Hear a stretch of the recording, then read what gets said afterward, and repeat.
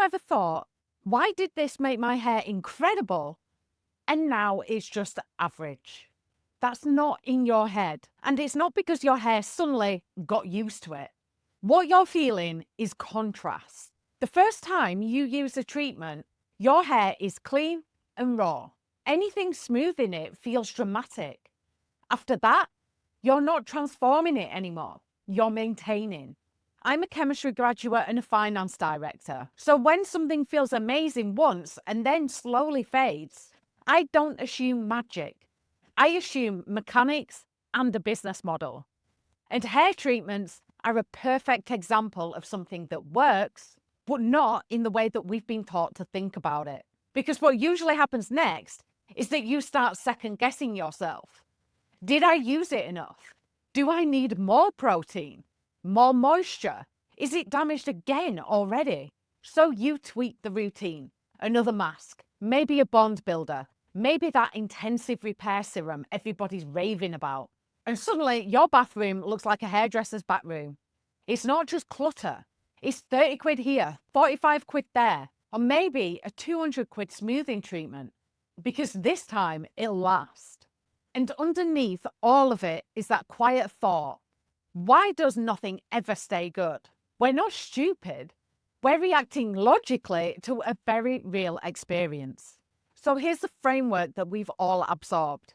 Hair gets damaged, you repair it. If it's still breaking, you just didn't repair it enough. So you upgrade a stronger formula, an advanced molecule, and the version only for professionals. And honestly, that logic feels reasonable because we're used to thinking in terms of healing. If your skin barrier is compromised, you fix it. If you injure a muscle, it rebuilds. If something weakens, you strengthen it. So of course we apply that same thinking to hair. It doesn't help that the messaging reinforces it everywhere too. Salons talk about rebuilding bonds. Influencers layer 5 treatments in one wash day. Labels say clinically proven repair, like we're reversing time. It all sounds scientific and it all sounds responsible. And that is why it's convincing. But here's what gets misunderstood. Hair doesn't behave like skin. It's dead fiber. Once it grows out of your scalp, that strand cannot regenerate. It can't heal, it can't learn, and it can't adapt. So if something feels incredible once and less dramatic later, the reason isn't biological, it's mechanical. So let's strip it back. Hair is made of keratin. These are hardened protein cells locked together. When it's damaged by bleach or heat, the surface gets rough and uneven. When brands say repair, what they usually mean is cosmetic repair. Think of it like a cracked road. You don't rebuild the road, you fill in the cracks so that the dry feels smoother. And that is what most treatments are doing to your hair. Conditioners contain positively charged ingredients. Hair is slightly negatively charged, and opposites attract, so that's how they stick. Then silicones, oils, and polymers form a thin film over the cuticle, and that reduces friction. It also increases shine and improves slip. So it makes the strands feel stronger immediately. And that part is real, but it's surface level. You're feeling the effect of a coating, not structural regeneration. Now, here's the key. The first time that you apply that coating after shampooing, your hair is completely clean.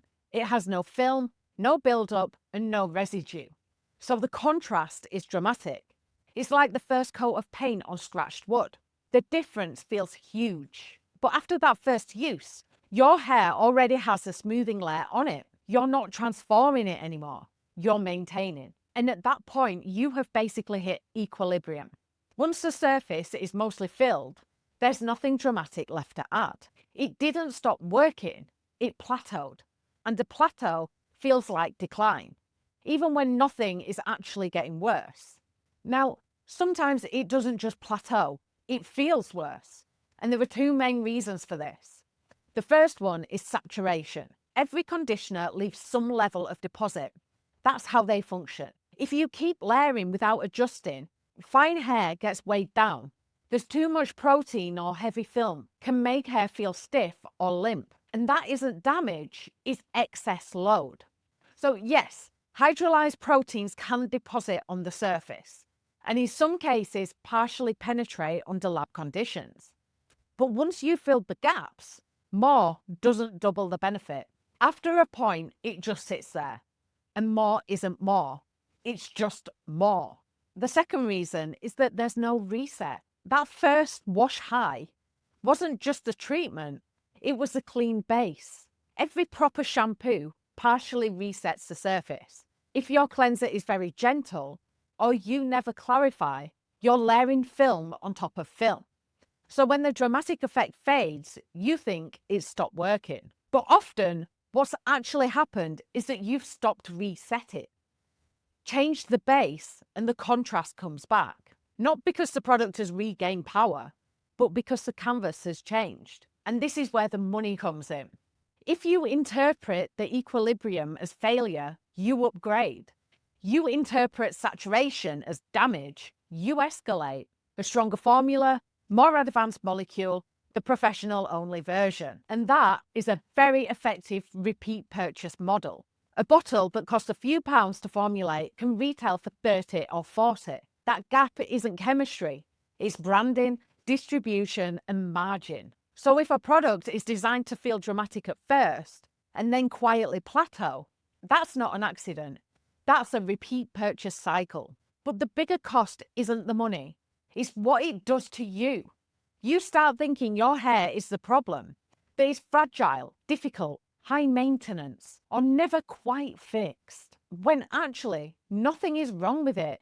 Your hair didn't fail, you just hit equilibrium. And you read that as something going wrong. That's the psychological loop.